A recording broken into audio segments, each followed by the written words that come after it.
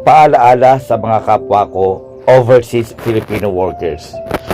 Ang mga overseas Filipino workers kagaya natin ay kilala sa pagiging mapagbigay sa kanilang pamilya.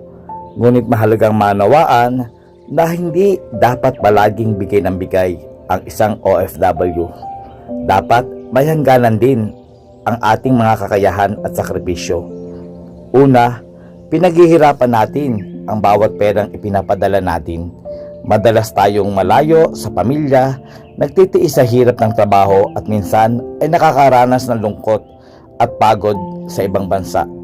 Kung palaging magbibigay ng walang limitasyon, maaaring maubos ang ating mga ipon at wala silang matira para sa ating kinabukasan.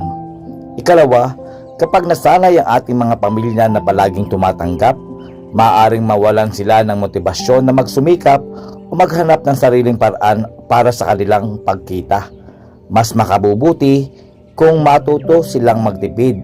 Magtrabaho din sila at maging responsable sa paggamit ng pera ng bawat miyembro ng ating pamilya. Ikatlo, may sariling pangangailangan at pangarap din tayong mga OFW.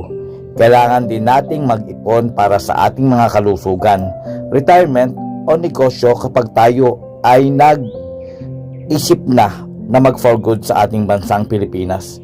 Sa kabuuan, ang tunay na pagtulong ay hindi lamang sa pagbibigay ng pera, kundi sa pagtuturo ng tawang paghawak ng pera at paghikayat sa ating mga pamilya na maging responsable at magsumikap din sila para sa kanilang kinabukasan.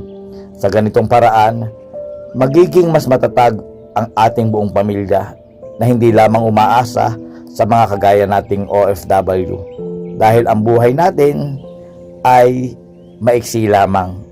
Huwag nating iasa ang ating pagtanda sa ating mga mahal sa buhay, sa ating mga asawa o maging mga anak.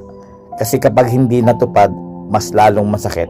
It's just a real talk para sa ating mga kababayan na nangingibang bansa.